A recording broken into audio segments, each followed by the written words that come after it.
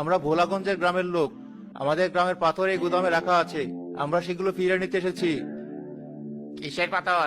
এখানে কোনো পাথর নেই, চলে যান এখান থেকে, নইলে বিপদে পড়বেন। বাবা, আমরা কোনো ঝামেলা করতে আসিনি। তোমরাও গরিব মানুষ, টাকার জন্য চাকরি করছো। আমাদের পেটে লাথি মেরো না। আমাদের গ্রামে শত শত মানুষ না খেয়ে আছে এই পাথরগুলোর জন্য। গ্রামের বাকি লোক এগিয়ে আসে। এত লোক দেখে পাহারাদাররা ভয় পেয়ে যায়। আপনারা আপনারা দয়া করে কোনো ভাঙচুর করবেন না, চাবি আমাদের কাছে নেই, গুদামে তালা দেওয়া। আমাদের তালা ভাঙার কোনো ইচ্ছা নেই, আমরা সকাল পর্যন্ত অপেক্ষা করব, কিন্তু আমরা এক পাও নড়ব না এখান থেকে। আর তোমরা যদি মোড়লকে খবর দেওয়ার চেষ্টা করো তাহলে তোমাদেরই বিপদ হবে। গ্রামবাসীরা গুদামের সামনে সারা রাত বসে থাকে। ভোরের আলো ফোটার সাথে সাথে তারা দেখে জব্বার মিয়া পুলিশ নিয়ে হাজির হয়েছে। কি হচ্ছে এখানে? আপনারা আইন নিজের হাতে তুলে নিচ্ছেন কেন? স্যার, আমরা আইন হাতে তুলে নিচ্ছি না, আমরা আমাদের চুরি হয়ে যাওয়া জিনিস পাহারা দিচ্ছি।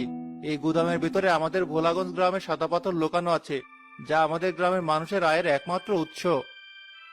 মিথ্যা কথা স্যার, একদম মিথ্যা কথা। এরা আমাকে হেনস্থা করার জন্য এই নাটক করছে। এই গুদাম আমার, এর ভিতরে আমার কেনা পাথর আছে। আপনার কাছে কি কাগজপত্র আছে? হ্যাঁ আছে, আমি এখনই দেখাচ্ছি। জব্বার মিয়া কিছু জাল কাগজপত্র দেখায় পুলিশ অফিসারকে। স্যার, এই কাগজ মিথ্যা, আমাদের কাছে প্রমাণ আছে। আসিফ ভাই, আপনি সামনে আসুন। আসিফ এগিয়ে এসে পুলিশ অফিসারকে সব খুলে বলে কিভাবে তাকে দিয়ে জোর করেই কাজ করানো হয়েছে। বিষয়টা তো বেশ জটিল। আচ্ছা, গুদামটা খোলা হোক, দেখি ভেতরে কি আছে। পুলিশের নির্দেশে তালা ভাঙা হয়। ভেতরে ঢুকতেই দেখা যায় সাদা পাথর স্তূপ করে রাখা আছে। স্যার, এই পাথর আপনি বাংলাদেশের আর কোথাও পাবেন না। এটা শুধু আমাদের ভোলাগঞ্জের ধলাই নদীতেই পাওয়া যায়।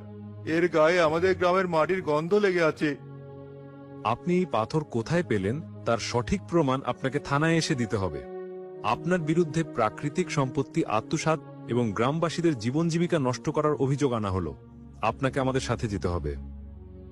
না, এটা হতে পারে না, আমার সব শেষ হয়ে গেল এই জামালের জন্য।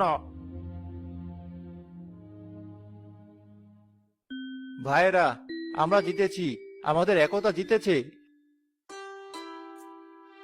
গ্রামবাসীরা সবাই মিলে ট্রাক থেকে পাথর নামিয়ে আবার নদীর তীরে সাজায়। কতদিন পর নদীর বুকে আবার এই সাদা পাথরের ঝিলিক দেখলাম, মনটা ভরে গেল। শুধু কি তোমার মন ময়নাল ভাই, পুরো গ্রামের মন